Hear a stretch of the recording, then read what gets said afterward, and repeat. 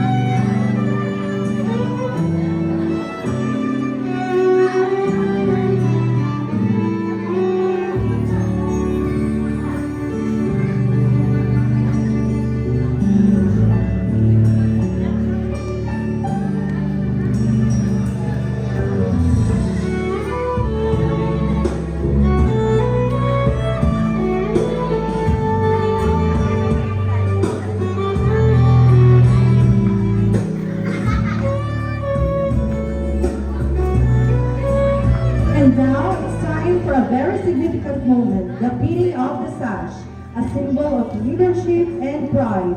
To pin the sash to our king, we would like to request Ma'am Emeline P. Manos, Grade 6 Advisor, and Ma'am Florence G. Quadra, Grade 2 Advisor.